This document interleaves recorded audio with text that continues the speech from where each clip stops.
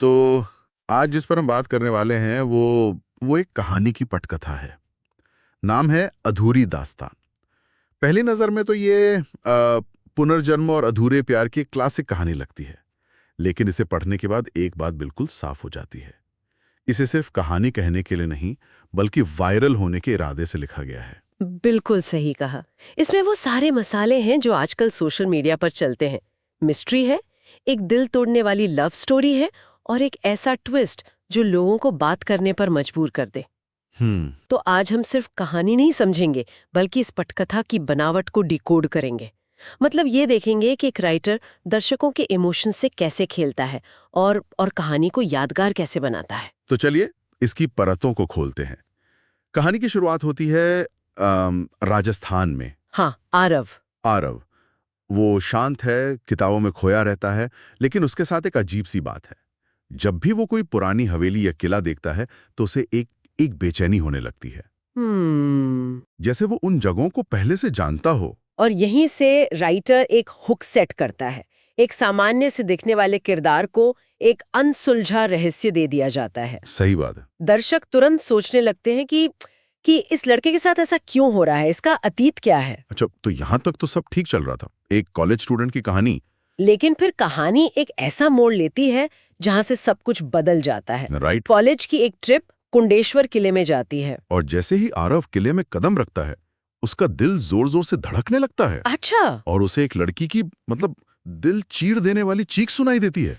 वो पलट कर देखता है पर वहां कोई नहीं होता। ये वो पल है जिसे स्क्रीनप्ले की भाषा में इंसाइटिंग इंसिडेंट कहते हैं। हाँ। यानी वो घटना जो किरदार की साधारण दुनिया को हमेशा के लिए बदल देती है और उसे एक नए सफर पर भेज देती है। यहाँ तक आरव की बेचैनी सिर्फ एक एहसास थी, लेकिन ये चीख उस एहसास को एक हकीकत बना देती है। एग्जैक्टली। और इतना ही नहीं, उसी पल उसे सफेद दुपट्टे में एक लड़की की धुंधली सी झलक दिखती है, जो एक परछाई की तरह गायब हो जाती है। ये घटना उसे डराती है, लेकिन एक अजीब सा खिंचाव भी पैदा करती है। आपको क्या लगता है, ये शुरुआत दर्शकों को पकड़ने के लिए कितनी असरदार है? मेरे हिसाब से ये बहुत असरदार है, क्योंकि ये एक साथ दो चीजें करती है। पहला, ये रहस्य को और गहरा करती है, चीख किसकी थी, वो लड़की कौन थी। सही। और दूसरा, ये कहानी के जानर को एक सिंपल कॉलेज ड्रामा से बदलकर एक सुपरनैचुरल मिस्ट्री थ्रिलर बना देती है। दर्शक अब सिर्फ ये नहीं जानना चाहते कि आरव के साथ क्या हो रहा है, बल्कि वो उस किले के राज को भी जानना चाहते हैं। उसी रात आरव को एक सपना आता है, और यहीं पर कहानी एक बहुत बड़ा दांव खेलती है। पूरी की पूरी बैक स्टोरी, सदियों पुरानी कहानी एक ही सपने में दिखा दी जाती है। सपने में वो राजकुमार आदित्य है और उसके साथ है राजकुमारी अनाया। दोनों के बीच बेपनाह मोहब्बत है। यहाँ 1 मिनट रुकते हैं। एक राइटर के लिए ये एक बहुत बड़ा फैसला होता है। हाँ। पूरी बैक स्टोरी को एक सपने में दिखाना एक रिस्क भी है। कुछ लोग कह सकते हैं कि ये जानकारी देने का एक आसान तरीका है, जिसे एक्सपोजिशन डंप भी कहते हैं। हाँ, मैं यही सोच रहा था, क्या ये टेलिंग इंस्टेड ऑफ शोइंग जैसा नहीं लगता? या फिर आज के फास्ट पेस्ड कंटेंट के जमाने में, जहां लोगों का अटेंशन स्पैन बहुत कम है, ये जानकारी जल्दी से देने का सबसे असरदार तरीका है? देखिए, दोनों बातें सही है। अगर इसे ठीक से ना किया जाए तो ये दर्शकों को कहानी से बाहर खींच सकता है। बिल्कुल। लेकिन इस पटकथा में इसे इमोशन के साथ जोड़ा गया है। हम सिर्फ जानकारी नहीं ले रहे होते, हम आदित्य और अनाया के प्यार को महसूस कर रहे होते हैं। वाह। और जो बात इसे असरदार बनाती है वो है विलन की एंट्री। सेनापति राजवीर, जो अनाया से एक तरफा प्यार करता है। जब अनाया उससे शादी करने से मना कर देती है, तो वो धोखे से आदित्य पर देशद्रोह का इल्जाम लगाकर उसे कैद करवा देता है। अच्छा। और कहानी यहां से एक दुखद मोड़ लेती है। अनाया को राजवीर से शादी के लिए मजबूर किया जाता है, लेकिन शादी के दिन वो किले की छत से कूदकर जान दे देती है। और कहते हैं ठीक उसी पल कैद में आदित्य की भी सांसें रुक जाती हैं। और जो बात यहाँ सबसे ज्यादा असर करती है, वो सिर्फ दुख नहीं है, बल्कि अन्याय की भावना है। हाँ। दर्शकों को लगता है कि इनके साथ बहुत गलत हुआ, और इसी अन्याय की भावना से वो कहानी से और भी ज्यादा जुड़ जाते हैं। और फिर आता है वो वादा जो दोनों मरते वक्त करते हैं, हम फिर मिलेंगे अगले जन्म में।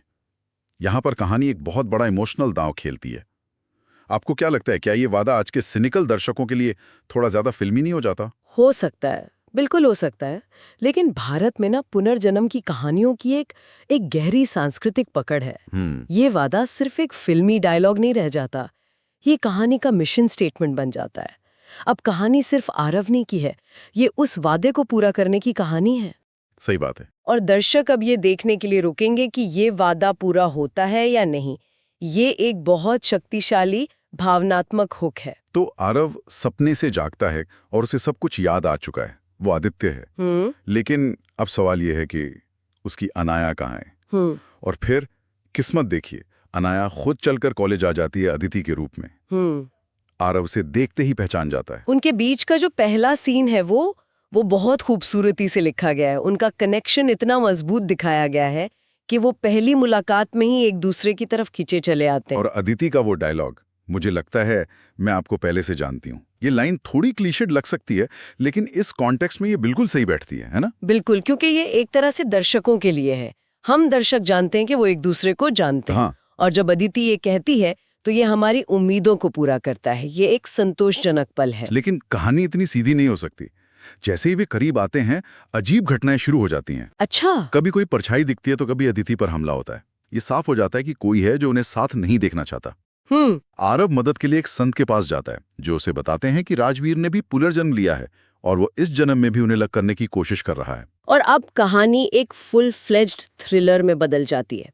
अब सवाल ये नहीं है कि वे मिलेंगे या नहीं, बल्कि ये है कि क्या वे एक साथ जिंदा रह पाएंगे। हाँ। और यहाँ राइटर एक और शानदार हुक डालता है। विलन की पहचान का रहस्य, वो कौन है, वो उनके इतना करीब कैसे है। ये दर्शकों को अनुमान लगाने पर मजबूर करता है ना? लोग कमेंट्स में अपनी थ्योरीज शेयर करेंगे, दोस्तों से बहस करेंगे। ये सीधे सीधे एंगेजमेंट बढ़ाने की एक तरकीब है। एग्जैक्टली। एक अच्छी मिस्ट्री हमेशा दर्शकों को बांध कर रखती है।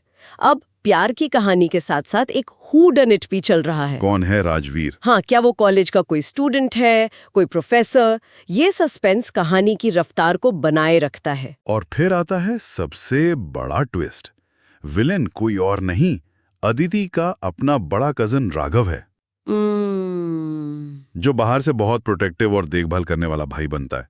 मुझे ये एडमिट करना पड़ेगा, ये मैंने एक्सपेक्ट नहीं किया था। ये एक बहुत ही स्मार्ट मूव है, क्योंकि सबसे बड़ा धोखा हमेशा किसी अपने से ही मिलता है। सही बात है।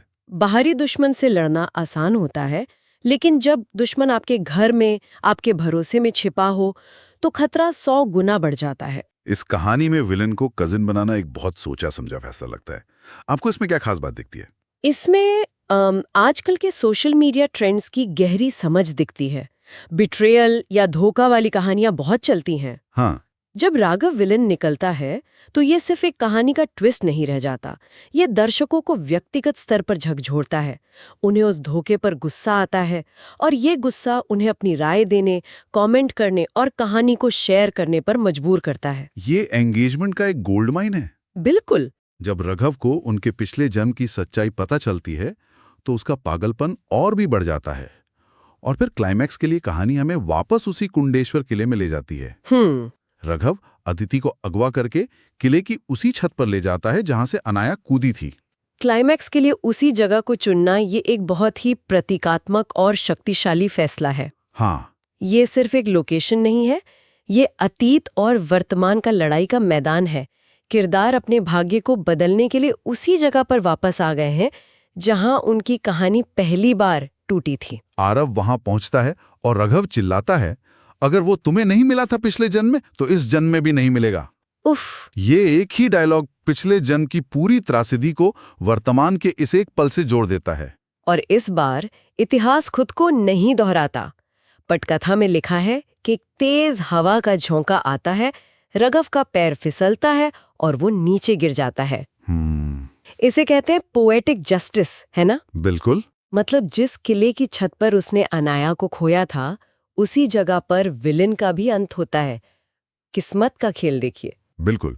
उस पल में जब आरव और अदिति एक दूसरे से लिपटते हैं तो ऐसा लगता है जैसे सदियों का बोझ उतर गया हो। हाँ। उनकी आत्माएं शांत हो जाती हैं। ये सिर्फ बुराई पर अच्छाई की जीत नहीं है, ये भाग्य पर इच्छा शक्ति की जीत है। सही कहा। पिछले जन्म में वे भाग्य के आगे हार गए थे, लेकिन इस जन्म में उन्होंने लड़कर अपना भाग्य खुद लिखा। और अंत में आरव और अदिति उसी किले के पास शादी करते हैं। ये वही जगह है जो कभी उनके बिछड़ने का गवाह बनी थी और अब उनके मिलन का प्रतीक बन जाती है। ये उस जगह के अर्थ को पूरी तरह से बदल देता है। किला जो पहले त्रासदी और दर्द का प्रतीक था, अब एक नई शुरुआत और शाश्वत प्रेम का गवाह बनता है। ये एक बहुत ही संतोषजनक अंत है, क्योंकि ये न सिर्फ किरदारों को बल्कि उस जगह को भी हील करता है। ये दिखाता है कि नई शुरुआतें पुरानी यादों पर जीत हासिल कर सकती हैं। और अंत में अदिति का वो संवाद, इस जन्म में भी और हर जन्म में मैं तुम्हारी ही रहूंगी, कहानी को एक सर्कल में पूरा करता है। हाँ, यह उस वादे की पूर्ति है जो सदियों पहले किया गया था। और आरव का जवाब, हमारी दास्तां अधूरी नहीं रहेगी कभी, कहानी के शीर्षक को भी सही ठहराता है। एक मुकम्मल अंत जो दर्शकों को एक सकारात्मक भावना के साथ छोड़ता है। तो हमने देखा कि कैसे अधूरी दास्तां एक क्लासिक फॉर्मूले का इस्तेमाल करती है, पुनर्जन्म, सच्चा प्यार और एक विलन, लेकिन उसे एक आधुनिक पैकेजिंग में पेश करती है। इसमें पटकथा के उन सभी नियमों का इस्तेमाल किया गया है जो दर्शकों को बांध कर रखते हैं। हाँ, और ये कहानी हमें दिखाती है कि कैसे अतीत की परछाइयां हमारे वर्तमान को प्रभावित कर सकती हैं, लेकिन अंत में हमारे फैसले ही हमारा भविष्य तय करते हैं। सही।